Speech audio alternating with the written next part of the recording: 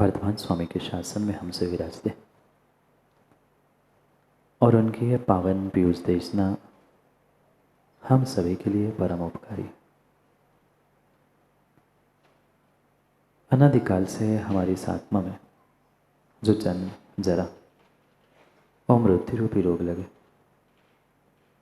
उन रोगों का उपशमन करने वाली कोई परम औषधि है तो वह एकमात्र यह जिनवाणी। भव्यात्माओं, क्या आप सभी झूठ नहीं बोलते? मेरा एक छोटा सा प्रश्न है, माँ, आप झूठ नहीं बोलते? बोलते, झूठ बोलते हैं, ये तो आपको भी पता है और हमें भी पता है। पर मैं प्रश्न ये पूछना चाहता हूँ कि आप झूठ क्यों बोलते? ये तो बहुत अच्छे से सबको पता है, कोई यहाँ दूध का धुला नहीं बैठा। पर फिर भी मैं पूछना चाहता हूँ कि आप झूठ क्यों बोलते? लगभग सभी जीव, सभी व्यक्ति और सभी इंसान झूठ बोलते हुए मिलते हैं। पर मेरा प्रश्न ये है कि आप झूठ क्यों बोलते? क्या सिद्ध करना चाहते हो आप झूठ बोलने से? क्या बहुत बड़ा नाम, बहुत बड़ी प्रशंसा और बहुत बड़ा सम्मान प्राप्त करने के लिए, या मात्र झूठ बोलना है इसलिए ही झूठ बोलते, या झूठ ना बोलना पड़े इसलिए झूठ बोलते? प्रश्न जटिल है, पर प्रश्न का उत्तर हमें अपने आप से ही पूछकर अपने आप से ही उत्तर देने की आवश्यकता है। क्योंकि झूठ बोले बिना आज का आपका जीवन शायद ही चलता है। ये बहुत बड़ी विसंगति और बहुत बड़ी विडंबना आज दिख रही है कि बालक 4-5 वर्ष का नहीं हो पाता, जब से वो बोलना सीखता है तब से ही वो झूठ बोलना सीख जाता है। और माताओं ध्यान रखना, झूठ बोलने की आदत वह गर्भ से सीख कर नहीं आया था। माँ को, पिता को, परिवारजनों को झूठ बोलते बोलते देखते हुए ही वह झूठ बोलना सीख जाता है। प्रश्न का उत्तर मिला? आपको प्रश्न का उत्तर मिला कि आप झूठ क्यों बोलते हैं? झूठ बोलते हैं ये तो आपने स्वीकार कर लिया, पर मैं पूछना चाहता हूं क्यों? ऐसी कौन सी मुसीबत है, ऐसा कौन सा कार्य है और ऐसा आप क्या सिद्ध करना चाहते हो जिसके माध्यम से आप झूठ का सहारा ले रहे? और ये तो आप बहुत अच्छे से जानते हो और अनुभव भी कर चुके हो कि एक झूठ को छिपाने के लिए दूसरा, दूसरे के लिए तीसरा, तीसरे के लिए चौथा, ऐसे कई बार श्रृंखलाबद्ध झूठ के बाद झूठ, झूठ के बाद झूठ, झूठ के बाद झूठ, ऐसे 100 नहीं हजारों बार आप झूठ बोल चुके। सत्य तो मात्र एक बार ही बोला जाता है और सत्य याद करने के लिए भी आवश्यकता नहीं पड़ती, क्योंकि सत्य कह दिया, जो है सो कह दिया, समाप्त। पर उस सत्य बोलने वाले ज्ञानी हो ना हो, पर पीके जैन साहब झूठ बोलने वाला बहुत ज्ञानी और बहुत ही उसकी स्मृति तेज होती है, वो ही इंसान झूठ बोल सकता है। जिसके पास समझ नहीं है, जिसके पास सोच नहीं है, जिसकी स्मृति तेज नहीं है, जिसकी याददाश्त तेज नहीं है, वो कभी भी झूठ नहीं बोल सकता। और बोल भी दे तो तुरंत पकड़ जाता है, क्योंकि वो भूल जाता है। मैंने कल क्या झूठ बोला था, आज क्या झूठ बोलना है, कल क्या झूठ बोलना है, ये भूल जाता है। और जिसकी याददाश्त कमज़ोर होती है, माँ ध्यान रखना, वो कभी झूठ नहीं बोल सकता। ये पक्का हो गया कि आप सभी की याददाश्त, बोलो ना दीपक भाई, ये तो सत्य सबके सामने आ गया कि आपकी याददाश्त तेज है, तभी तो प्रतिदिन प्रति समय हम श्रृंखलाबद्ध क्रमबद्ध झूठ के बाद झूठ, झूठ के बाद झूठ, झूठ के बाद झूठ बोलते हैं। झूठ बोलने के लिए ही नहीं, झूठ बोलने के लिए ही झूठ नहीं, मेरा झूठ दुनिया के सामने ना आ पाए इसलिए एक के बाद एक झूठ बोलता है। ये कितना ही तुम झूठ को छुपाने का प्रयास कर लेना, कितना ही झूठ को छुपाने का प्रयास कर लेना, पर झूठ झूठ झूठ कुछ मिनट, कुछ क्षण पुण्य के उदय से छुप तो सकता है। झूठ दुनिया के सामने आने से बच तो सकता है, पर कितना ही प्रयास लोमड़ी करे, कितना ही प्रयास लोमड़ी करे अपने आप को शेर बनाने की, शेर की खाल ओढ़कर भी। पर ध्यान रखना, लोमड़ी ही होती है और शेर ही होता है। शेर ही होता है। एक बार क्या हुआ, जंगल की लोमड़ी भागते भागते नगर की ओर पहुंची। नगर के ओर पहुंचते पहुंचते अचानक उसने देखा कि पीछे उसको पकड़ने वाले, मारने वाले दौड़ रहे हैं। वह लोमड़ी दौड़ती भागती पहुंचती है और जो नगर के बाहर एक धोबी का घर था, उस धोबी के घर में कपड़ों को नील करने के लिए, नील जानते ना, कपड़ों को सफ़ेद करने के लिए, लोगों को पागल बनाने के लिए नील डालकर कपड़ों को आज सफ़ेद कहा जाता है। जबकि दिख रहा है नील, शब्द भी कह रहा है नील, और कहते क्या है, कपड़े सफ़ेद हो रहे हैं। दौड़ते दौड़ते उसे पता नहीं, बहुत बड़ी हौदी थी, उसमें वो लोमड़ी जाकर गिर जाती है। कुछ समय बीतता है, जब समझ में आता है कि पीछे दौड़ने वाले, पकड़ने वाले भाग गए हैं, वो लोमड़ी प्रयास करती है लकड़ी का सहारा लेके, क्योंकि लकड़ी नील घोलने के लिए रखी होती है, उस लकड़ी के सहारे से लोमड़ी बाहर आ जाती। वैसे ही चतुर, सब प्राणियों में चतुर लोमड़ी होती है। बाहर निकलती है और अपने आप को देखती, अरे मेरा तो रूप बदल गया, मैं ये नए रूप में आ गई हूँ। लोमड़ी लौटती है और उसको लगता है कि देखो मैं तो कुछ नए रूप, नए स्वरूप में आई हूँ। जैसे ही जंगल में पुनः पहुँचती है, सब प्राणी देखकर आश्चर्यचकित होते हैं, ये कौन सा प्राणी, ऐसा नीला नीला प्राणी तो मैंने कभी देखा ही नहीं। फिर और उसका अहंकार जागृत होता है, खुश होती है, देखो मैं इस जंगल का नया राजा, नया मुखिया बन के आया हूँ। कहाँ लगता है शेर तक सूचना पहुंचाई गई, नया राजा जंगल का आया है, पहली बार उसे देखा है। वो शेर भी, सिंह भी विचार में पड़ गया कि हो ना हो भाई, नया प्राणी दिख रहा है, होगा जंगल का राजा। मैं तो कई वर्षों से राज कर रहा हूँ जंगल में, और ये नया राजा, ऐसा रूप तो मैंने भी नहीं देखा। जैसे उस नीली नीली लोमड़ी को देखते हैं, सब आश्चर्यचकित होते हैं। वह धर्म सभा में, मतलब उनकी सभा में पशुओं के खड़े होकर भाषण देने लगती है, मैं ऐसा राजा और मैं ऐसा, मेरे हिसाब से आज से चलेगा। सभी विचार कर रहे थे। इतने में जोर से उमड़ते हुए बादल आते हैं, और जैसे ही बादल आते हैं, बादल आने पे क्या होता है आपको तो पता ही है, जंगल में तो समय नहीं लगता पानी गिरने में। जैसे ही पानी गिरता है, दूध का दूध और पानी का पानी।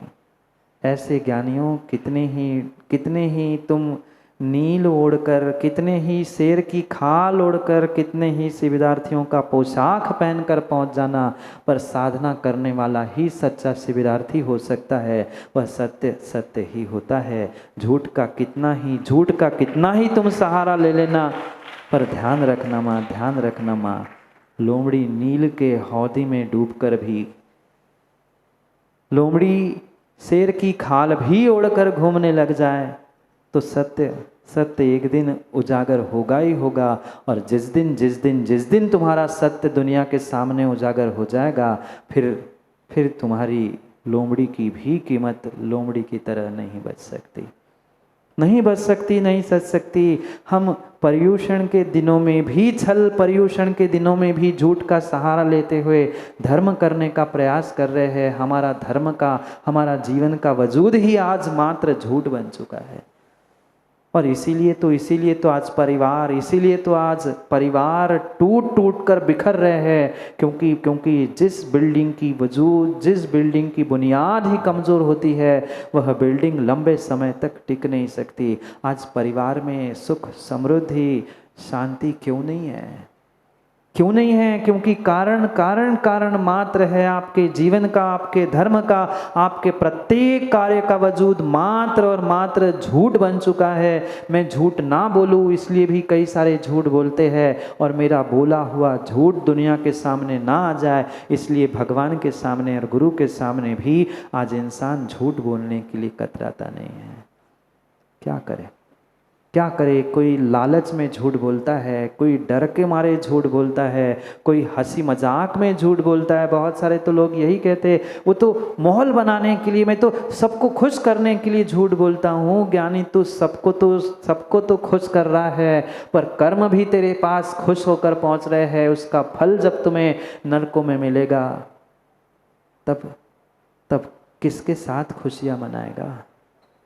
तब उस झूठ का फल, मायाचारी का फल, कसाय का फल तुम्हें जो नरकों में मिलेगा। ज्ञानी बताओ ना, नरकों में किसके साथ खुशियां मनाएगा? नरकों में खुशियों का नामो निशान नहीं है। नरकों में खुशियों का नामो निशान नहीं है। इसलिए झूठ को अपना जीवन का, अपने जीवन का वजूद, अपने जीवन की बुनियाद बचाने से अपने आप को रोको। आज जितनी ये व्यवस्थाएं हमें दिख रही है, ये झूठ के बाद झूठ, हम अपने आप से पूछे ना, जीवन भर नहीं, हम 24 घंटे का ही हिसाब किताब लगा दे, 24 घंटे में कितनी बार झूठ बोलते हैं? माँ, घर में परिवारजनों के साथ, और घर परिवार तो छोड़ो, हम मंदिर में भी आकर झूठ का ही सहारा लेते हैं। अपने स्वयं के भावों से ही हम पूछ ले कि वास्तव में मैं जितना धर्मात्मा दिखा रहा हूँ, जितना धर्मात्मा बन रहा हूँ, क्या जिनेन्द्र पंडित जी उतना ही सच्चा धर्मात्मा हूँ? दुनिया के सामने कहो मत कहो, पर प्रभु और गुरु के सामने तो कम से कम सत्य को पहचानने का प्रयास करो, सत्य को समझने का प्रयास करो। क्योंकि ज्ञानियों, सत्य मात्र भाषा नहीं है, सत्य मात्र शब्द नहीं है, सत्य तो वास्तव में जीवन का वजूद है, जीवन का आधार है। हमारा आधार ही खोखला है, हमारी बुनियाद ही जीवन की खोखली है। इसलिए तो जीवन में आज तक हम कामयाब नहीं हो पाए। क्यों नहीं सफल हो पाए? क्यों नहीं हम गृहस्थी में, पारिवारिक कार्यों में भी हम सफल क्यों नहीं हो पाए? क्योंकि प्रत्येक स्थान पर हमने झूठ का ही आलम्बन ले लिया। ऐसे भी कहने वाले जीव संजीव भाई मिलते हैं। महाराज, हम तो बहुत संभल कर सोच समझ कर बोलने का प्रयास करते हैं, पर क्या करें, झूठ निकल ही जाता है। झूठ निकल नहीं जाता, झूठ निकल नहीं जाता। झूठ शब्द, असत्य शब्द अपने आप नहीं निकलते। कई बार सोच समझकर, विचार करते हुए ही इंसान झूठ बोलता है। आप अपने आप से पूछो ना, व्यापार में, घर में, गृहस्थी में, देव शास्त्र गुरु के पास भी कितनी बनावटी बातों को लेकर झूठ के वजूद के साथ हम जीवन जीता है। ये मात्र सत्य, जिस सत्य, उत्तम सत्य के बारे में आज समझना है ज्ञानियों, ये सत्य मात्र शब्द नहीं, मात्र भाषा नहीं, मात्र वचन नहीं, अपितु मेरे जीवन का लक्ष्य होना चाहिए। मेरे जीवन का लक्ष्य होना चाहिए जिसकी वजूद भी सत्य है, जिसका लक्ष्य भी सत्य है, वो ही अपने जीवन में सुख शांति प्राप्त कर सकता है। धन दौलत पैसा रुपया आपने प्राप्त कर लिया, ये बहुत बहुत बड़ी बात नहीं है। ये भी संसार का बहुत बड़ा असत्य है। ये भी संसार का बहुत बड़ा असत्य है। जो जो जो रुपया, जो टका, जो नोट आप खर्च करते हो, जिसके लिए जी जान लगाते हुए व्यापारियों झूठ बोलते हो, वह रुपयों की भी क्या कीमत? क्या वह रुपया, वह कागज का टुकड़ा, क्या कागज का टुकड़ा सत्य है? सीए सौरभ भाई, जो कागज का टुकड़ा जिसके लिए जी जान लगाने के लिए, मारने काटने के लिए इंसान तैयार है, वह कागज का टुकड़ा भी, वह भारत की नोट, भारत की करेंसी भी मात्र भारत में ही सत्य है। दूसरे देश में जाकर चला के देख लो, दूसरे देश में विदेश में जाकर वह भारत की करेंसी, भारत की नोट चलाकर देख लो, उसे कागज के समान ही कीमत है। मात्र जिसमें तुमने अपने आप को बहुत कुछ धनवान मान के रखा है, उस कागज के टुकड़े के समान ही विदेश में कीमत है। बहुत सारे गए होंगे, सौरभ भाई हुआ है ना, क्या कीमत? वहाँ करेंसी बदले बिना व्यापार में, बाजार में तुम्हें पानी भी नसीब नहीं होगा। जिस धन को, जिस दौलत को, जिस मान को, जिस सम्मान को, जिस कसाय को हम सत्य मान रहे हैं, वह जीवन का आधार नहीं है, वह सत्य नहीं है। तुम्हारी बुनियाद, तुम्हारा वजूद ही खोखला है। लक्ष्य भी सत्य बनाओ और बुनियाद भी सत्य बनाओ। हमारे जीवन की बुनियाद सत्य होनी चाहिए। ये शब्द सत्य नहीं होते, शब्द असत्य नहीं होते, शब्द झूठ नहीं होते। शब्द तो शब्द होते हैं। मात्र और मात्र मेरे विचारों का, मेरे भावों का, मेरी भावनाओं का संप्रेषण करने वाले अगर कोई है तो ये शब्द है। चाहे भाषित शब्द हो, चाहे लिखित शब्द हो, मतलब चाहे लिखे हुए शब्द हो, चाहे उच्चारण करने में आने वाले शब्द हो, ये मात्र शब्द है। और शब्द मेरे भीतर के भावों की, मेरी अनुभूति की, मेरे विचारों की मात्र अभिव्यक्ति है। जैसे मेरे भाव है, जैसे मेरे जीवन की बुनियाद है, मेरे शब्द, मेरे वचन बिल्कुल वैसे ही निकलते हैं। बिल्कुल वैसे ही निकलते हैं। जिनके हृदय में दया, जिनके हृदय में करुणा, जिनके हृदय में सभी जीवों का हित निहित है, सभी में माताओं हम स्वयं भी आते हैं, ये ध्यान रखना। झूठ बोलने वाला अपना स्वयं का तो अहित करता है, सामने वाले का साथ में हो अथवा ना हो, पर स्वयं का अहित तो वह कर ही लेता है, अहित कर ही लेता है। क्योंकि आचार्यों ने सत्य को मात्र भाषा रूप नहीं कहा, सत्य को जीवन की बुनियाद और सत्य को जीवन का लक्ष्य कहा है। हम टटोले अपने आप को, हमने कितना असत्य भाषा का, असत्य जीवन का, असत्य का ही आधार लेते हुए अपने जीवन को जीने का प्रयास किया है। ये भावों की अभिव्यक्ति है, मेरे विचारों का संप्रेषण है, जो शब्दों के माध्यम से मात्र उद्घाटित होता है। मेरे हृदय में, मेरे मन में जो जैसे भाव होंगे, वही भाव शब्दों के निमित्त से बाहर आते हैं। माँ, भोजन बनाते हैं आप लोग? माँ बोलो ना, आप लोग भोजन बनाते हो? देश के कई प्रांतों से माताएं आई हैं। आज मौन है क्या आप लोगों का? भोजन नहीं बनाते आप लोग? बोलो ना, भोजन बनाते हो? अच्छा कि कच्चा? कच्चा? अच्छा भोजन बनाते हैं। मान लिया कुछ समय के लिए आप अच्छा भोजन बनाते हैं। माँ, भात भी बनाया होगा। भात बनाते कि चावल? भात बनाते क्या खाते हो आप लोग? आज तक जब भी थाली में बैठते हैं, लिप्टन यही सुनने में मिलता है, चावल ले आऊं? क्या खाते हो? भात नहीं खाते हो। कहते भी यही हो, चावल खाते हैं। खाते तो भात है, पर कहते क्या है? चावल है। माँ, भात बनाती हो कि चावल? बोलो ना, भात बनाती हो कि चावल? अगर चावल बनाती हो तो खेत में कब गई थी? माँ कब गई थी खेत में चावल बनाने के लिए? चावल तो अनाज है, चावल से जो घर में कुकर में बनता है वह भात होता है, भात से प्रयोजन नहीं है। मुझे आपकी भाषा से, आपके जीवन के वजूद से मतलब है।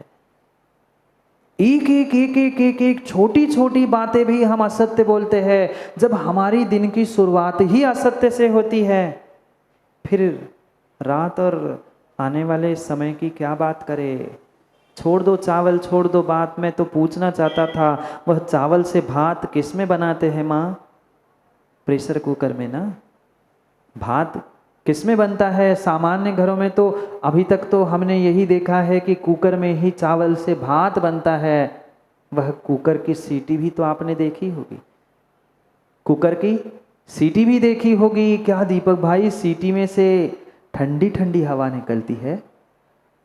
क्या कुकर से ठंडी ठंडी हवा निकलती है? कैसी भाप निकलती है माँ? कैसी भाप निकलती है? कैसी भाप निकलती है? कुकर से कभी कभी कभी ठंडी भाप निकलती ही नहीं है, क्योंकि कुकर के भीतर जो भरा होता है, कुकर के सीटी से वही निकलता है। ज्ञानी, ये भी तुम्हारी मुख की जो सीटी है ना, ये भी तुम्हारे मुख की जो सीटी है, तुम्हारे भीतर जो जो कसाय, जो जो पाप भरे हैं ना, मुख से वही झूठ बनकर निकल रहा है। ये तुम्हारा मुख तुम्हारे भीतर भीतर रखे हुए मन आत्मा के उबलते हुए चावल की भाप बनकर, झूठ बनकर निकल रहा है। आपकी नहीं बचती ना सीटी मुख की? उस कुकर की तो सीटी से गर्म भाप निकलती है, क्योंकि भीतर गर्मी है। जिसके भीतर जो होता है, उसके मुख से वही वही और वही निकलता है। जिसको ब्रह्मांड के प्रत्येक जीवों का हित दिखता है, वो कभी कभी किसी प्रकार से अपने मुख से झूठ वचन निकालता ही नहीं है, क्योंकि उसकी बुनियाद, उसका जीवन मात्र सत्य है। सत्सु साधु वचनम सत्यम। जो साधु के समान सत्य वचन है, सत्य यानी संसार का प्राणी, और उस संसार के प्राणी के लिए जो हितकारी है, वह हितकारी शब्द ही वास्तव में सत्य है। अन्यथा ढोंग से झूठ का आवरण पहनाते हुए प्रस्तुत किया हुआ सत्य हो ही नहीं सकता। आजकल तो धर्म ग्रंथों पर हाथ रखते हुए भी व्यक्ति कहता है, मैं झूठ, क्या बोलते, सत्य के अलावा यही कहता है। हर इंसान वहां पहुंचकर यही कहता है कि मैं सत्य बोलूंगा, जो बोलूंगा सत्य बोलूंगा, सत्य के अलावा कुछ नहीं करूंगा। पर सबसे अधिक झूठ वही बोलता है जहां नहीं बोलना चाहिए। सबसे अधिक झूठ वही बोलता है। इंसान कहने के लिए तो कह देता है, पर भीतर भरा हुआ पाप, भीतर भरा हुआ झूठ, वही तो मुख से निकलेगा। जो संसार के प्रत्येक प्राणी के लिए हितकारी है, मृदु मधुर गंभीर हितकारी है, ज्ञानी वही सत्य है। जो दूसरों को छलने के लिए, दूसरों के साथ छल कपट करने के लिए, दूसरों को ठगने के लिए, दूसरों को डराने के लिए, अगर डराना ही नहीं, इवन दूसरों को हंसाने के लिए भी आपने भाषा का प्रयोग किया है, वह असत्य है। जिनेन्द्र पंडित जी तत्वार्थ सूत्र पढ़ा ना, उसकी भावनाओं में क्या समझाने का पीके जैन साहब प्रयास किया। आप तो रोज आजकल पढ़ रहे हैं, आने वाले दिनों में उसका व्याख्यान भी आप प्रणत सागर जी से सुनोगे, समझोगे। अगर किसी प्रकार से क्रोध, लोभ, हास्य, भीरुत्व ये भीतर बैठा है, तो व्यक्ति कभी कभी सत्य बोल ही नहीं सकता। हंसी मजाक में तो इंसान सत्य मुश्किल ही है बोल पाए। उस सत्य को सत्य रूप समझते हुए अपने भीतर भरे हुए उस असत्य को निकालने का प्रयास करो। निकालने का मतलब ये नहीं है कि दूसरों के सामने जाकर गाली दे के आ जाओ, नहीं है। मात्र यहाँ पूजा में भगवान के सामने ही आकर व्यक्ति कहता है, कठिन वचन मत बोल। अभी बोल रहे थे ना, अभी आप सब लोग सो बोल रहे थे, मैं सुन रहा था, कठिन वचन मत बोल। क्या कह रहे थे माँ? बोलो ना अखिलेश पंडित जी, कठिन वचन मत बोल पर निंदारू झूठ तज। मात्र भगवान को सुनाने के लिए, मात्र भगवान को सुनाने के लिए कठिन वचन मत बोल। भगवान तो वचन बोलते ही नहीं है, भगवान तो वचन बोलते ही नहीं है। बात भगवान की नहीं, भगवान आत्माओं को समझने की है। कठिन वचन तुम्हारा प्रत्येक कठोर वचन, पर की निंदा, दूसरों के प्रति जो कटाक्ष की हमारी भाषा है, वह प्रत्येक भाषा, प्रत्येक तुम्हारी सोच झूठ झूठ और झूठ है, असत्य है।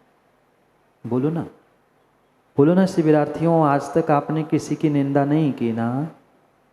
किसी को गाली देते हुए, किसी को गाली देते हुए कठोर शब्दों का प्रयोग नहीं किया ना? माँ, कितनों को कठोर शब्दों से प्रताड़ित किया। इतना तक आज का धर्मात्मा भूल जाता है कि हम भगवान के सामने खड़े हैं, कि गुरु के सामने खड़े हैं, वही गाली बकना प्रारंभ कर देता है।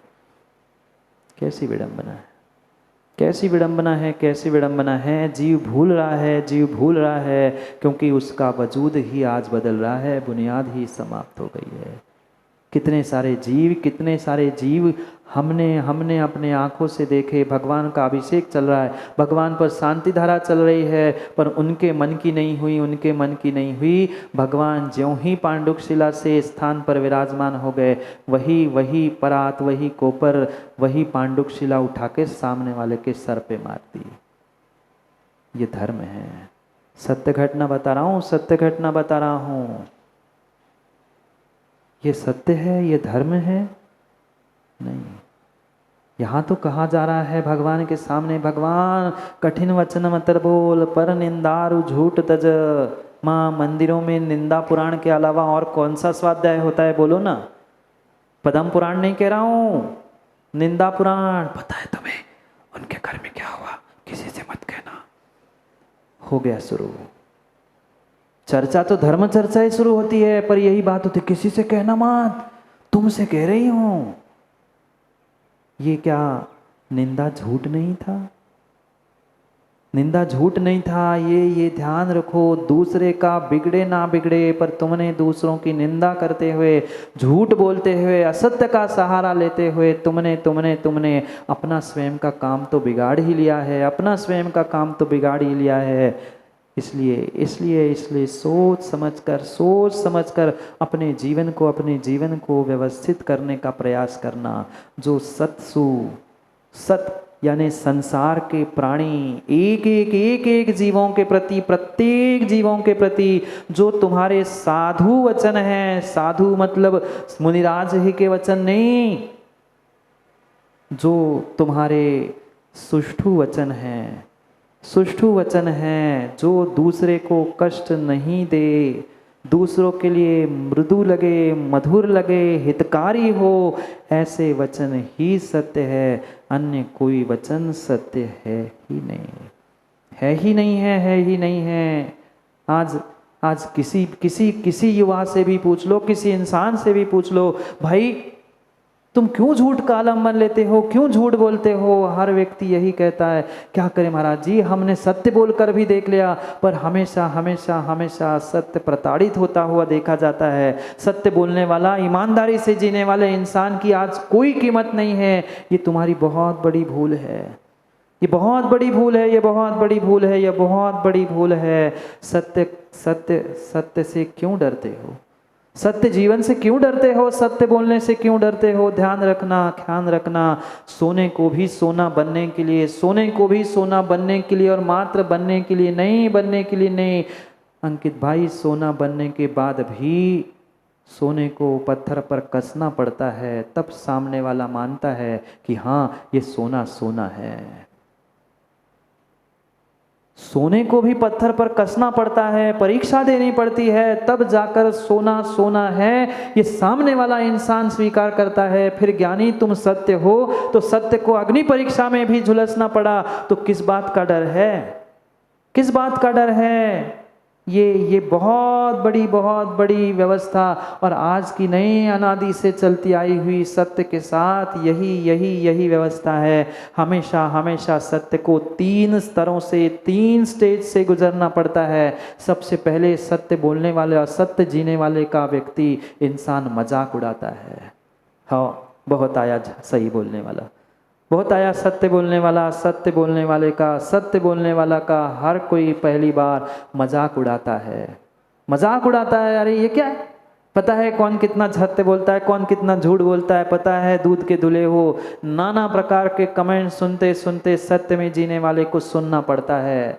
पर ध्यान रखना, ध्यान रखना, ध्यान रखना, सत्य अगर आपका सत्य जीवन इसमें से निकल जाएगा तो दूसरे में दूसरी स्टेज में उस सत्य को और सत्य जीने वाले, सत्य बोलने वाले को दबाने का प्रयास किया जाता है। पहले में मजाक उड़ाया जाता है जिससे वो सत्य जीवन छोड़ दे, और जैसे ही सत्य बोलना, सत्य जीवन छोड़ना वह नहीं छोड़ पाता है, तो उस सत्य में जीने वाले, सत्य के लिए जीने वाले इंसानों को दबाने का प्रयास किया जाता है। जैसे बने सत्य इंसान, सत्य व्यक्ति हमारे करतूती का पर्दाफाश ना करे, इसलिए पहले मजाक बनाया, फिर दबा दिया गया, और तीसरी बार उस सत्य को, सत्य जीने वाले इंसान को कभी दूसरे प्रमाण की कसौटी की आवश्यकता नहीं है। तीसरे समय पर, समय मतलब घड़ी का, मिनटों का समय नहीं कह रहा हूँ, तीसरी स्टेज पे वह सत्य अपने आप स्वतः प्रमाणित होकर निखर जाता है। जैसे सोना अग्नि में डालकर अपने आप निखर जाता है। क्या सीता को चिल्लाकर कहना पड़ा? माँ बोलो ना, सीता को क्या कभी चिल्लाकर कहना पड़ा? उसके पति ने, मर्यादा पुरुषोत्तम राम ने तक कहा था जाओ अग्नि परीक्षा देनी पड़ेगी। वह बिना कुछ कहे, बिना कुछ पूछे सीधी अग्नि में कूद गई थी। क्या राम नहीं जानता था सीता सत्य है? क्या सीता नहीं जानती थी सीता सत्य है? क्या वह तमाशा देखने वाले, मजाक उड़ाने वाले, तालियां बजाने वाले नहीं जानते थे कि सीता सत्य है, सीता शीलवती है? जानते सब सत्य को थे, पर सबसे पहले राम का भी और सीता का भी पूरे समाज ने मजाक उड़ाया। फिर जैसे बने उन्हें दबाने का प्रयास किया, पर जैसी ही अग्नि में सीता पहुंचती है, वह सत्य तुम कितना ही छुपा लो, चाहे सत्य हो चाहे असत्य हो, वो एक दिन तुम्हारे सत्य असत्य का पर्दाफाश होकर रहेगा। क्या करना पड़ा सीता को?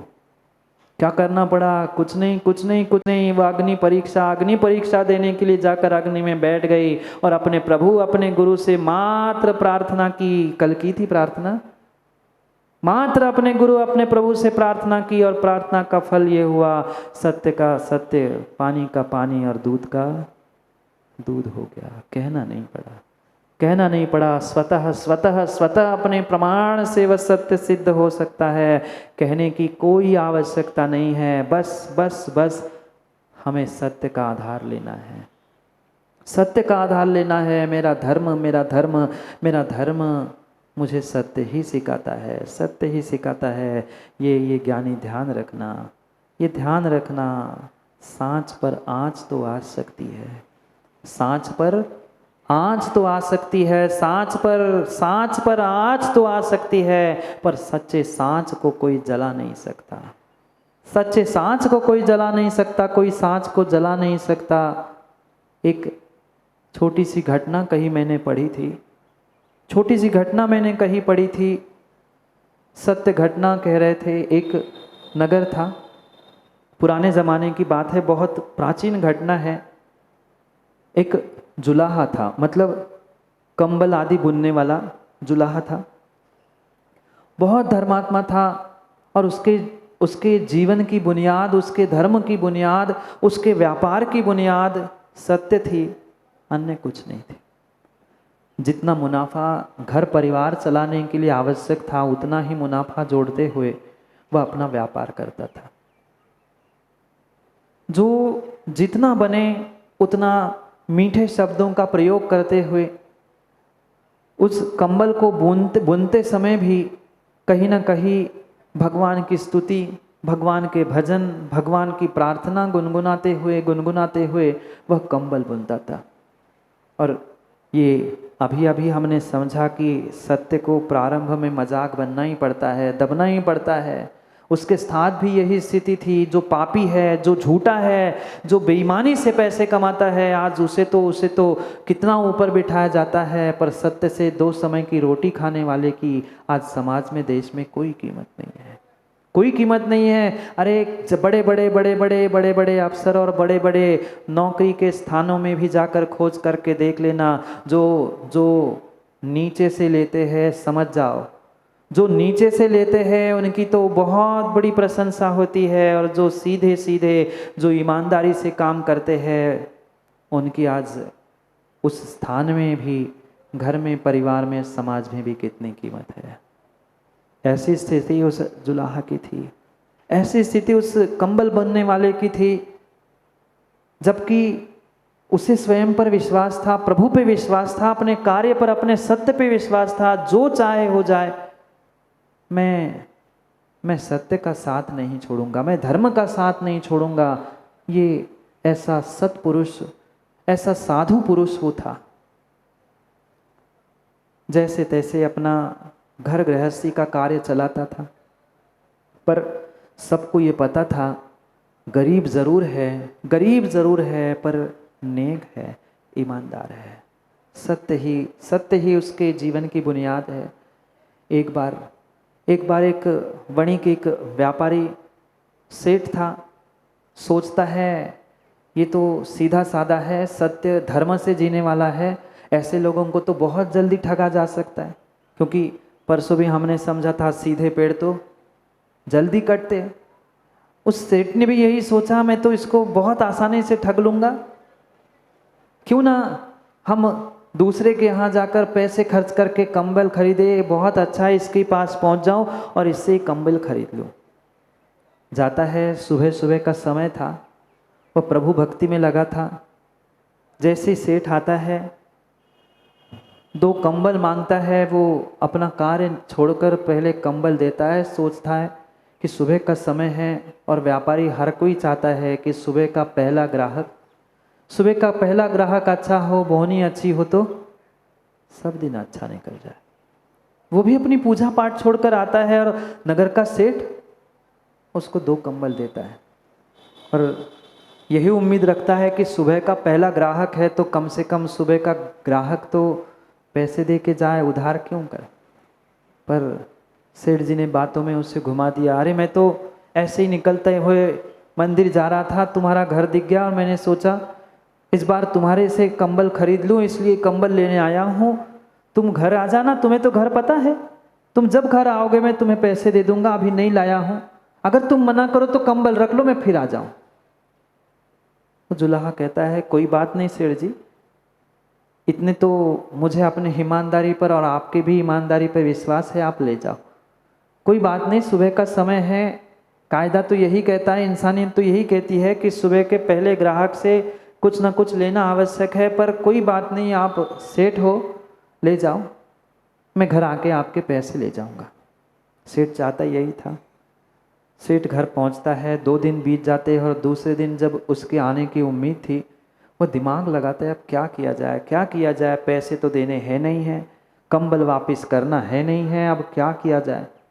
मैं सोच ही रहा था, इतने में सुबह सुबह वह जुलाहा पहुंचता है सेठ के पास और सेठ से कहता है कि सेठ जी 2 दिन पहले आप वो कंबल, अब बेचारे से मुख से निकल भी नहीं रहा था, इतना बड़ा सेठ, उसके दर पे जा पे सुबह सुबह पैसे मांगना कहाँ तक उचित है, पर क्या करे, गरीब था, वो सोचता है पैसे नहीं लूँगा तो कल के लिए व्यापार और कल के भोजन की व्यवस्था नहीं होगी। वो जैसे बने वो बोल ही देता है कि सेठ जी वो आप 2 कंबल ले गए थे परसों, उसके पैसे लेने के लिए आया हूँ।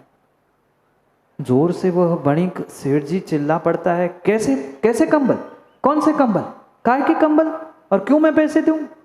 जो दिमाग में झूठ का श्रृंखलाबद्ध उसने चक्रव्यूह रच के रखा था। उसकी पहली सीढ़ी प्रारंभ हो गई। कौन सा कंबल, काय का कंबल, क्यों पैसे दूं? वो कहता है सेठ जी, परसों आप आए थे मेरे घर, सुबह सुबह मैं भगवान की पूजा आराधना कर रहा था, उसमें से उठ के आपको अमुक अमुक रंग के ऐसे ऐसे 2 कंबल मैंने अपने हाथ से दिए हैं।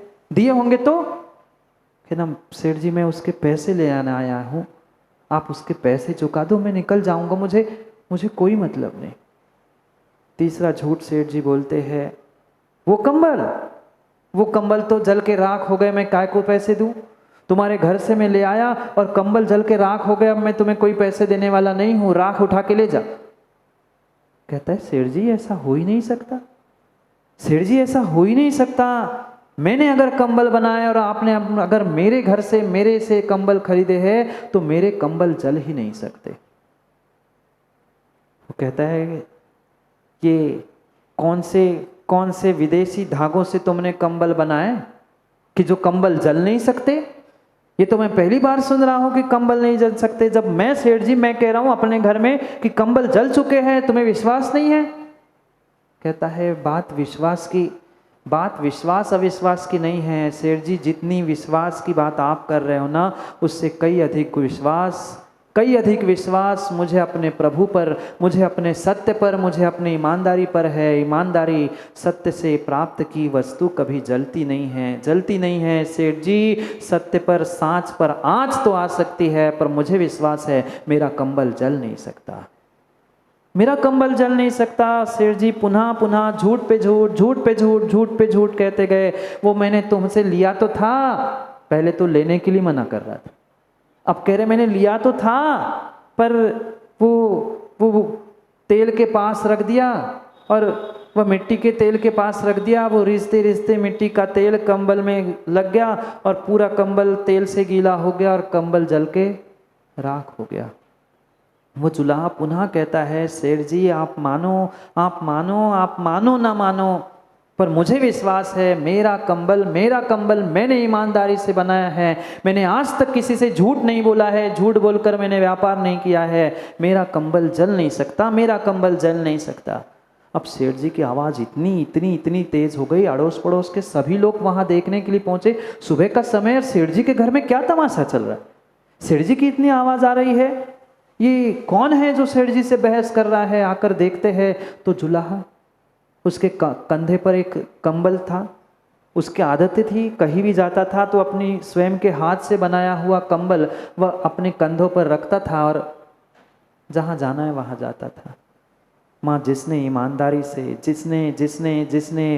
ईमानदारी से कुछ कार्य किया है, उसके जैसा विश्वास किसी दूसरे को हो नहीं सकता। होता है माँ, आप भी तो कभी कभार भोजन बनाते अच्छा मतलब हमेशा ही बनाते अच्छा। जिसने बनाया है उसे विश्वास होता है कि अच्छा है कि कच्चा है। उस जुलाहो को भी विश्वास था कि मैंने कंबल बनाया है, सेठ जी आप जो चाहो कह दो, पर मेरा कंबल जल ही नहीं सकता।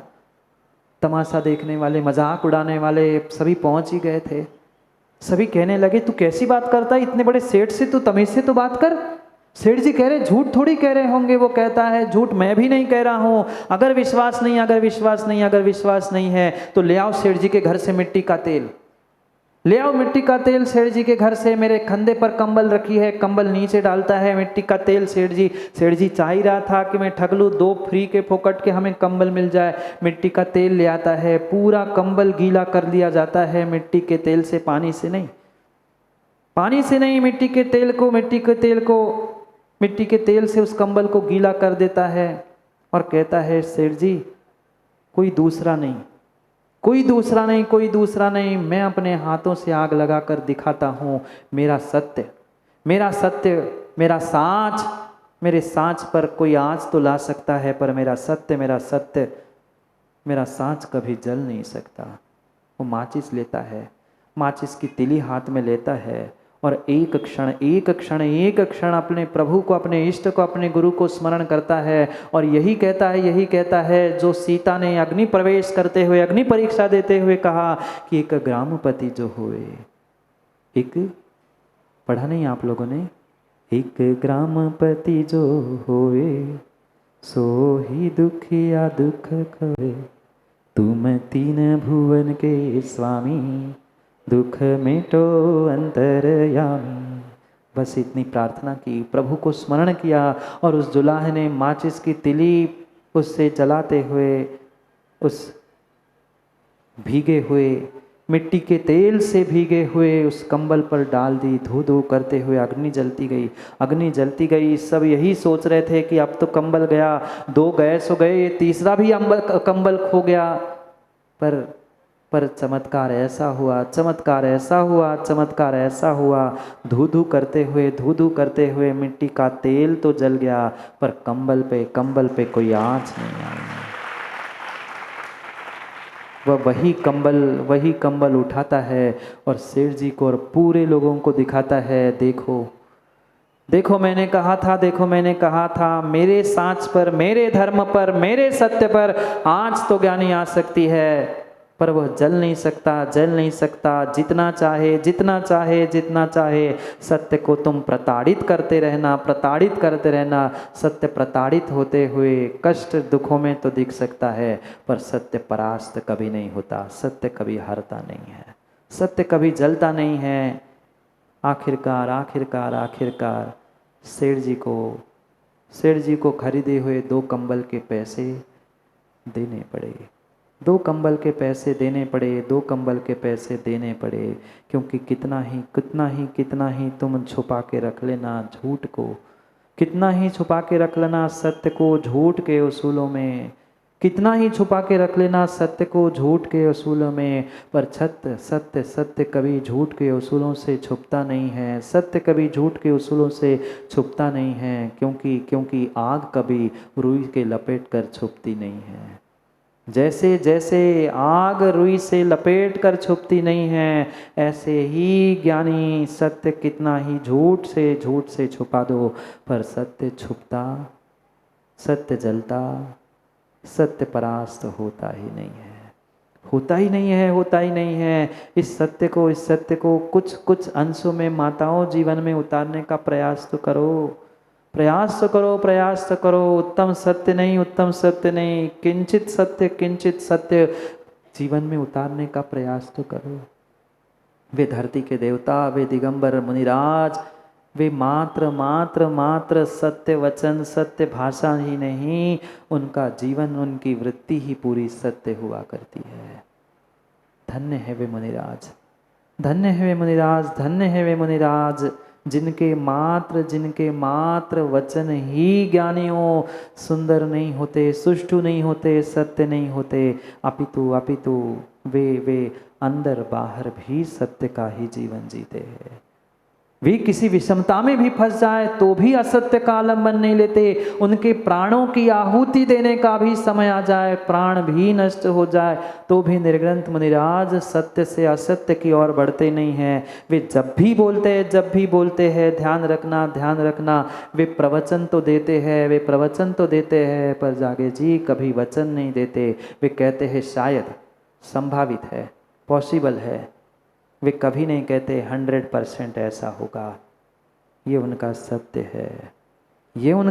है। वे जब भी कहते हैं ये संभावित है, परहैप्स संभावित है, ये शायद ऐसा होगा, हो सकता है, इन शब्दों का प्रयोग करते हैं, क्योंकि उनको दूसरों के हित के साथ साथ अपने आत्मा का भी हित देखना होता है। यही तो सत्य है जो सभी जीवों के प्रति हितकारी हो, वही सत्य है। ऐसी कर्कश, ऐसी कठोर वाणी भी आज इंसान बोल लेता है, धर्मात्मा बोल लेता है कि सुनते सुनते कान फट जाते हैं। क्या मात्र लिखा हुआ अखिलेश पंडित जी छड़ाला में ही आने वाले समय में सुनने के लिए मिलेगा क्या? छड़ाला तो आप सभी ने शायद पढ़ी होगी, सुनी होगी। जग सुहित कर सब अहित हर, श्रुति सुखद सब संशय टरे, भ्रम रोग हर जिनके मुख चंद्र अमृत चरे। सुना ना? सुना ही है। पर ये पंक्तियाँ ज्ञानियों मात्र ग्रंथों में नहीं, आपके भी जीवन में, साधु के भी जीवन में शोभा देती है। जिनके वचन चंद्रमुख थे अमृत झरे। जब भी बोलो, जब भी बोलो, जब भी बोलो, सामने वाला सुनते समय लगे कि और बोलो और बोलो और बोलो। आजकल तो ऐसे हम बोलते, ऐसे हम बोलते, ऐसे बोलते, सामने वाला कहते बंद तो करो भैया। कब बंद करोगे? बके जा रहे, बके जा रहे, बके जा रहे, बोले जा रहे, बोले जा रहे, बोले जा रहे। कान पे हाथ रख के आखिर कहना पड़ता है भैया अब थक गए हैं, पक गए हैं, बंद करो। ऐसा बोलो, ऐसा बोलो, ऐसा बोलो, इतना मीठा। पर समझना, मीठा बोलने का अर्थ मायाचारी से मीठा नहीं, हृदय से अगर मिठास है, हृदय में मिठास है, सभी जीवों के प्रति प्रेम वात्सल्य है, तो कभी कभी कभी तुम्हारे मुख से गाली निकल ही नहीं सकती, निकल ही नहीं सकती। अरे तुम धर्मात्मा बने हो, तुम त्यागी व्रती बने हो, आपको तो ज़्यादा बहुत सोच समझ कर बोलने की आवश्यकता है। जितने व्रती बैठे हैं ना, ध्यान रखना, ध्यान रखना, ध्यान रखना। हमारे भाव, हमारी भाषा इतनी मीठी होनी चाहिए, ऐसा हमारा व्यवहार होना चाहिए, हर व्यक्ति तुम्हारे आगे पीछे घूमता हुआ मिले, ऐसा हमारा व्यवहार होना चाहिए। क्या मिलता है, क्या मिलता है? कठोर शब्दों से गुस्सा दिखाते हुए काम सिद्ध करना चाहते हो? अरे वही प्रेम से मीठी भाषा करते हुए, मुस्कुराते हुए सामने वाले से कहो ना कि भैया प्लीज यार ऐसा नहीं है, ऐसा कर लो ना। दुनिया तुम्हारे चरणों में लौटी हुई मिलेगी, पर ऐसी भाषा हमारे मुख से निकलती नहीं। मैं बड़ा, मैंने कहा ना यहाँ से यहाँ जाओ, हो भैया अब तुम जानो, तुम्हारा काम जाने। कल से हमें तुमसे मतलब नहीं, तुम्हारे धर्म से मतलब नहीं, हमें तो किसी से कोई लेना देना है। हम थोड़ा सा जीवन जीने का, भाषा बोलने का प्रयास तो करे, सीख तो ले, विचार करे। सत्य भले ही आज हमें प्रताड़ित होते हुए दिख रहा है, पर सत्य कभी हारता नहीं है। सत्य कभी हारता नहीं है, सत्य कभी हारता नहीं है। ऐसा सत्य जीवन में उतार लो। पुनः ध्यान रखो, सत्य मात्र भाषा का नहीं है, सत्य मात्र वचन का नहीं है, सत्य वृत्ति में भी, सत्य जीवन में भी आने की आवश्यकता है। पूरा जीवन निर्ग्रंथों का सत्य से उत्तम सत्य के लिए उन्होंने व्यतीत किया।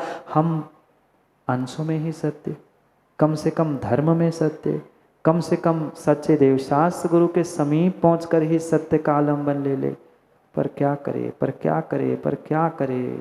वह गीदड़ लोमड़ी प्रयास यही करती है कि मैं धर्मात्मा का पोशाक पहन लूँ और अपने आप को धर्मात्मा बताने का प्रयास करो। तुम कितना ही पोशाक शेर का पहन लो, पर लोमड़ी है, कभी ना कभी दुनिया के सामने आकर रहेगी, कभी ना कभी दुनिया के सामने आकर रहेगी। क्यों ना हम सत्य को आजमाते हुए अपने जीवन को अच्छा करने का प्रयास करें। ऐसी भी कई सारी घटनाएं, कई सारी सत्य घटनाएं कि सत्य बोलते बोलते जो एक दीनहीन गरीब भी इंसान है वो ऊंचाई तक पहुंचता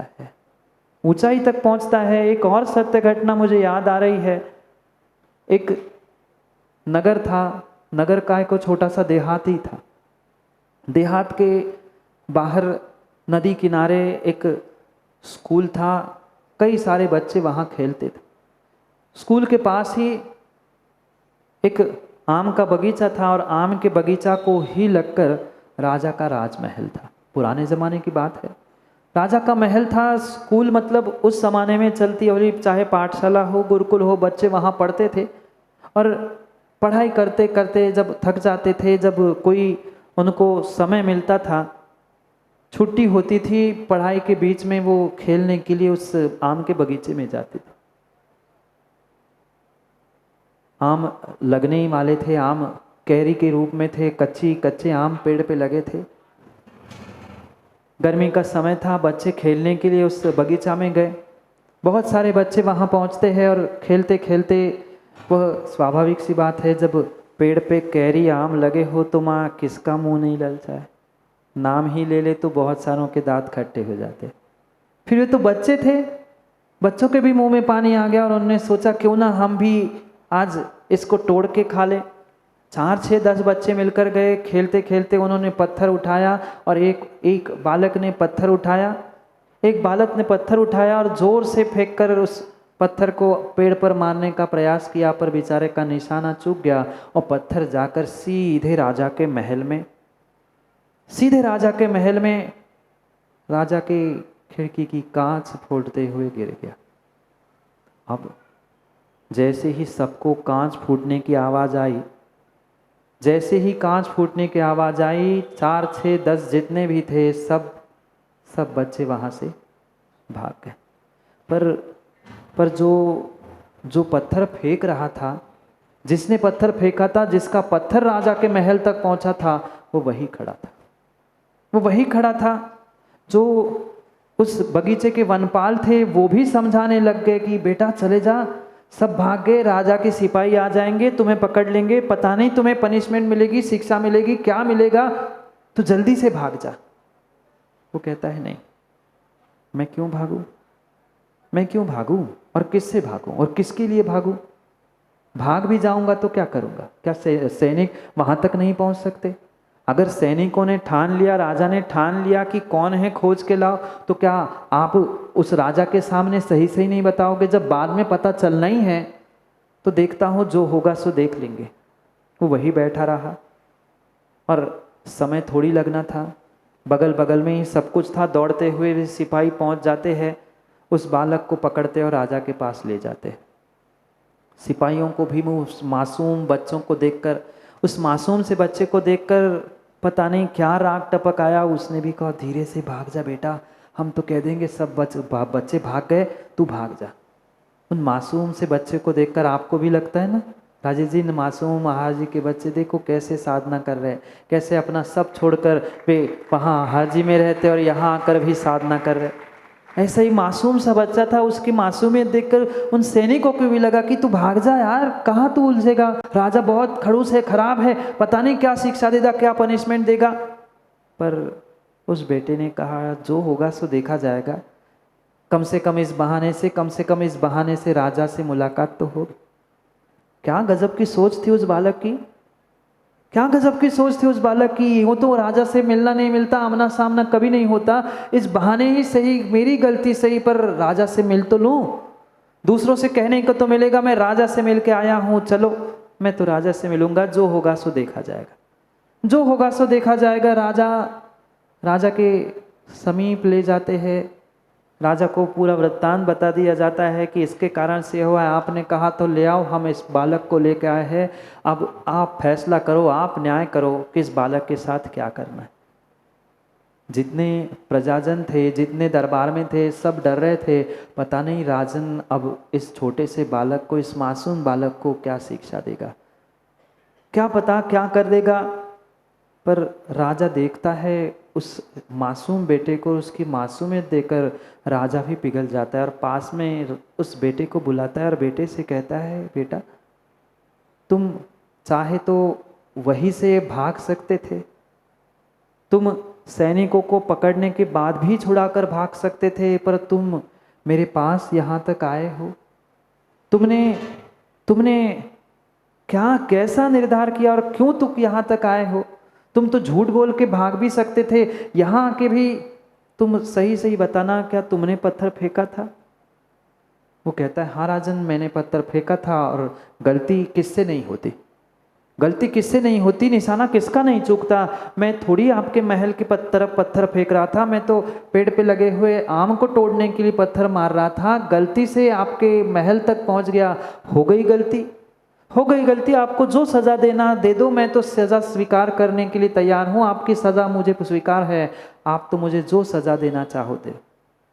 उस बालक की मासूमियत, उस बालक का धैर्य, बालक की सत्यता के प्रति, सत्य बोलने के प्रति जो उसकी विश्वास की भूमिका थी, राजा आश्चर्यचकित हो गया। वो कहता है बेटा तू इतना कैसे निडर है? बड़े से बड़े इंसान, बड़े से बड़े आदमी को तो हमने पाप करने के बाद, पकड़ने के बाद वो 2-4 बार झूठ बोलता है, मारा पीटी होती है, फिर कभी वो सत्य बोलता है, तू पहले से ही सत्य बोल रहा है। वो बालक कहता है राजा से, राजन मेरी माँ ने एक ही बात कही है, बेटा जितने चाहे कष्ट आ जाए, जितने चाहे दुख आ जाए, जितने चाहे परेशानी आ जाए, पर कभी सत्य का साथ मत छोड़ना, कभी सत्य का साथ मत छोड़ना, कभी सत्य का साथ मत छोड़ना। और मैं अपने माँ बाप को, अपने धर्म को, अपने सत्य को जी जान से अधिक प्यारा मानता हूँ, जी जान से अधिक प्यारा मानता हूँ। इसलिए निडर होके मैंने कहा, जब किया है ही तो डरना क्या, और किया ही नहीं है तो फिर डरना क्या। मैंने किया है, मैंने स्वीकार किया। आप जो सज़ा देना चाहो वह सज़ा मुझे स्वीकार है, जो सज़ा मुझे स्वीकार है। राजा अपने सिंहासन से उठता है, राजा अपने सिंहासन से उठता है, बालक सामने होता है, उस छोटे से मासूम बालक को वो अपने गले लगा लेता है, कहता है बेटा इतनी वीरता, इतना धैर्य और इतना समर्पण तो शायद मेरा भी सत्य के प्रति, धर्म के प्रति नहीं है। आज से तू मेरी संतान है। वह राजा निपुत्रिक था, राजा की कोई संतान नहीं थी। राजा उसी दिन उस बेटे को, उस बालक को अपने बगल की राजगद्दी में राजकुमार बना के बिठालता है। सत्य पहले कष्ट में, दुख में तो पहुंच सकता है, पर अगर अंतिम सत्य का लक्ष्य कोई है तो यही है। जैसे उस सत्य जीने वाले, सत्य बोलने वाले बालक को राजगद्दी मिली थी, ऐसे ही ज्ञानियों, आप अगर युवाओं सत्य से जियोगे, सत्य को अपने जीवन में उतार लोगे, सत्य भाषा, सत्य जीवन का पुरुषार्थ करोगे, तो विश्वास मानना आपको भी राजगद्दी मिल सकती है। अतिशय यही पूछेगा, महाराज हमें कहाँ की कौन सी राजगद्दी आज दोगे। इस संसार की राजगद्दी मिले ना मिले, ज्ञानी ध्यान रखना, सिद्धालय की राजगद्दी उसके ही स्वाधीन है जो सत्य और उत्तम सत्य को अपने जीवन में आजमाता है। इसलिए हम भी उस सिद्धालय की राजगद्दी को, पिता की गद्दी को परमपिता परमात्मा कहते हैं ना, हम परमपिता परमात्मा कहते हैं ना, ये परमपिता परमात्मा की वह राजगद्दी सिद्धालय में तुम्हें भी यूं ही मिल जाएगी। अगर तुम उस बालक जैसे निडर होते हुए अपने जीवन में सत्य को प्राप्त करने का प्रयास करोगे, तो विश्वास मानना वह सत्य ही एक दिन तुम्हें उस सिद्ध शिला तक ले जाने का पुरुषार्थ कर लेगा। पर क्या करें हम, झूठ पे झूठ, एक छुपाने के लिए दूसरा, और ऐसे आज तक कितने असंख्यात झूठ बोल दिए।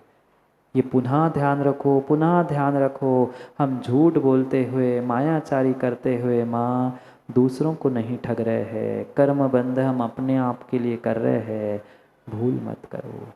भूल मत करो। हम दूसरे के साथ झूठ बोलते हुए छल कपट नहीं, अपितु अपने आप के साथ बहुत बड़ा छल कर रहे हैं। मत बोलो झूठ हमें कठिन लग सकता है, कठिन प्रतीत हो सकता है, पर आवश्यकता नहीं है कि सत्य हमेशा ही कठिन हो। कभी तो जीवन में आजमाने का प्रयास करो।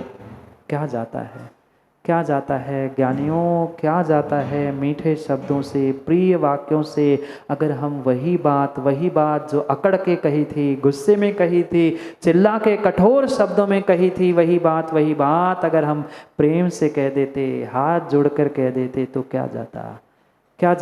जिन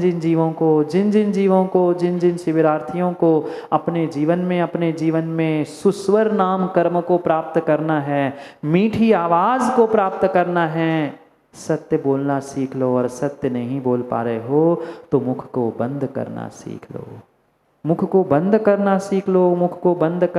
लो। नीतिकारों ने लिख दिया है, प्रिय वाक्य प्रदानेन सर्वे तुष्यन्ति जन्तवा, प्रिय वाक्य प्रदानेन सर्वे तुष्यन्ति जन्तवः, तस्मात् तदेव वक्तव्यम ही दरिद्रता। वाक्यम किम दरिद्रता, अरे वाक्य ही है, शब्द ही है, बोलने में क्या जा रहा है। मीठे बोलने में, 4 मीठे शब्द बोलने में, प्लीज कह के कहने में क्या जाता है। वही बात जो तुमने अकड़ के कही थी, वही बात थोड़ा सा मीठे शब्दों का प्रयोग करते हुए कहते कि भैया प्लीज यार ऐसा कर लो ना, वो एक नहीं 4 काम करने के लिए तैयार होगा। पर इतने प्रेम से हम कहते हैं ना, क्यों कर लो, इतने ही प्रेम से कहते हैं ना। हम तो ऐसे अकड़ के कहते हैं, तुम 4 कह रहे हो तो हम क्या छोड़ेंगे क्या तुम्हें, हम भी तो सवा शेर है। नहीं, नहीं, ऐसी भाषा, ऐसी वृत्ति, ऐसा जीवन में प्राप्त करने का प्रयास करो, क्योंकि यही सत्य, यही सत्य, यही सत्य तुम्हें शिव तक ले जाने के लिए निमित्त बनेगा। क्योंकि यही सत्य इस संसार में सबसे बड़ा सुंदर, सबसे बड़ा सुंदर, सबसे बड़ा सुंदर स्थान देने वाला, वह शिव स्थान देने वाला हो सकता है, अन्य कुछ नहीं, अन्य कुछ नहीं। पर संताप वैकरणम वैणम मोतूर्ण सपर हित वैणम। कुंद कुंद भगवान पाषाणोपेक्षा ग्रंथ में उस धर्म का, उत्तम सत्य धर्म का व्याख्यान करते हुए कह रहे हैं, पर संताप वैकरणम, जो दूसरों को संताप देने वाले वचन हैं, मोतूर्ण यानी उस पर को संताप देने वाले भाषा को, वचनों को, जीवन को छोड़ते हुए जो सपर हित वैणम, स्व और पर के हित के लिए जो वचन किया जाता है, जो वदति भिक्खु, जो ऐसे वचनों को प्राप्त करने वाला साधु है, भिक्षु है, तस्हु धम्मो हवे सच्चम, उसका ही उत्तम सत्य धर्म होता है। उनका तो सत्य धर्म उनके अंदर बाहर, उनके जीवन, उनके वचन, उनकी वृत्ति सबसे झलक रहा है। ज्ञानियों, उस उत्तम सत्य को जीने वाले साधु के तो भक्त हो, उन गुरुओं के ही तो भक्त हो, उन धरती के देवताओं के ही तो भक्त हो। अपने भी जीवन को, अपने आप को भी तो सत्य बनाने का प्रयास करो। प्रेशर कुकर की सीटी से गर्म भाप निकल रही है, तुम्हारे मुख से झूठ निकल रहा है, मतलब तुम्हारे जीवन का वजूद, तुम्हारे जीवन की बुनियाद ही झूठ है, झूठ है। माँ, उस प्रेशर कुकर को गैस से उतार कर नीचे रख देना, सीटी भी बंद हो जाती है। जब उस प्रेशर कुकर की बुनियाद, उसके विभाव, उसके नीचे की वह विभाव परिणति समाप्त होती है, बुनियाद बदल जाती है, वही प्रेशर कुकर भी आवाज़ करना बंद कर देता है। ऐसे इस प्रेशर कुकर से कभी कभी इस प्रेशर कुकर से कह दो कि हम अपने इस मुख को कुछ समय तक तो बंद रखें, पर जितना अधिक बोलोगे शिविरार्थियों, जितना अधिक गोलू बोलोगे, उतना झूठ ही बोलना पड़ेगा। क्योंकि सत्य अल्प होता है, लिमिटेड होता है। झूठ छुपाने के लिए झूठ बोला जाता है, सत्य बताने के लिए सत्य कहने की आवश्यकता नहीं होती। किसी को सत्य कह के कहना नहीं पड़ता, पर झूठ सत्य नहीं है, सत्य झूठ नहीं है, सत्य नहीं है, झूठ नहीं है, आदि सब बताने के लिए तुम्हें झूठ बोलना पड़ेगा। पर सत्य है ये कहने के लिए नहीं, सत्य है ये कहने के लिए कहने की आवश्यकता नहीं है, उसे मात्र अनुभूत करने की आवश्यकता है। कभी तो हम उन सच्चे गुरुओं, सच्चे साधुओं के भक्त बनते हुए सत्य को जीवन में उतारने का प्रयास करें। जाओ, गले के नीचे भोजन उतारने का समय हो गया। ये भी सत्य है। सत्य मात्र सत्य को सत्य नहीं कहता। हंसराज जी, सत्य मात्र सत्य को सत्य नहीं कहता, अपितु असत्य को, झूठ को भी किसी दृष्टि से, किसी एंगल से, किसी नए से सत्य कहना सीखता है। वही सच्चा सत्य, वही उत्तम सत्य हुआ करता है। ज्ञानियों, देखो आपकी सत्य साधना का फल, वह बिगड़ते मौसम को भी ठीक होना पड़ा, बिगड़े मौसम को भी ठीक होना पड़ा। संजीव भाई, बिगड़ा मौसम तो ठीक हो गया, बिगड़ा इंसान शायद ही ठीक हो पाए। मौसम तो बदल गया। शिविरार्थियों, ये आप सभी का साधना का पीके जैन साहब अभी कह रहे थे ना, जिनको गुरु पे श्रद्धा होती है, गुरु सुनील भाई कुछ करे ना करे, पर तुम्हारी श्रद्धा, तुम्हारा विश्वास, तुम्हारा पुण्य ऐसा काम में आता है। वह एक तार पर लटका हुआ पंखा जो कभी भी गिर सकता था, कुछ भी हो सकता था, कितनी पतली तार, पर यह आपका पुण्य था। आपने जो 4 दिन सत्य की साधना, ईमानदारी की साधना की थी। शिविरार्थियों, ध्यान रखना, शिव्यार्थियों ध्यान रखना, आपकी सत्य ईमानदारी की साधना का ही फल है, साधना का ही फल है। जो इतने दिनों में, हमें तो लगभग 50-60 दिन हो गए लखनऊ में आए, पर जागे जी ऐसा मौसम 2-3 दिन जो शिविर शुरू होते होते बना है, ऐसा मौसम तो हमने तब अभी तक नहीं मिला। एक आध दिन बना फिर बिगड़ा, पर आपका कैसा पुण्य है कि देखो आपकी सत्य साधना पर जो ईमानदारी से सत्य साधना कर रहा है वो ईमानदारी से सत्य को सत्य माने, और जो नहीं कर रहा है गुरु के पास पहुंचकर प्रायश्चित ले, सुधारने का प्रयास करे। मौसम तो बदल गया, मौसम तो बदल गया, मौसम तो बदलना फिर भी विशाल भाई आसान है, पर आज के इंसान को बदलना, इंसान का मौसम कब बदल जाए, मूड कहते ना, कोई भरोसा नहीं, कोई भरोसा नहीं। इसलिए विनायका जी हम सत्य को जीवन में उतार लें। जो धरती के देवता अपने जीवन को ही सत्य बना के जीते हैं, हम उनके भक्त हैं, हम उनके शिष्य हैं, तो कम से कम जितना बने जितना बने जितना बने, और मैं कहता हूँ जीवन सत्य बने ना बने, कम से कम हमारी भाषा सत्य बने, मीठी बने, मधुर बने। मात्र इतना इतना एक पंक्ति को जो प्रति वर्ष आप पढ़ते हैं पर्युषण में, कठिन वचन मत बोल। माँ जब गुस्सा आ जाए ना, सामने वाला सब देख के तिलमिला जाए ना, तब कहना ज्ञानी कठिन वचन मत बोल, पर निंदारू झूठ तज। मत करो दूसरों की निंदा, मत करो दूसरों की निंदा, मत करो दूसरों की निंदा।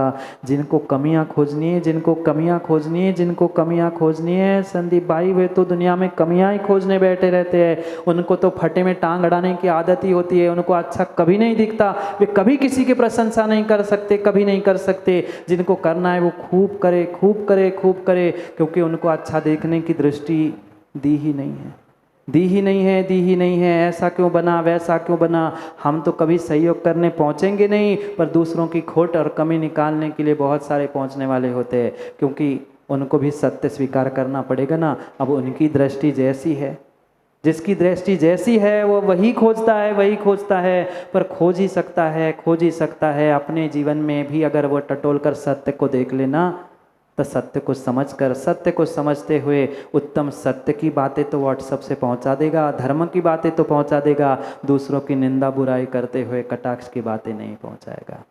युवाओं आज इतना सा नियम नहीं लो, शिविरार्थियों इतना सा नियम, इतना सा नियम लोगे क्या?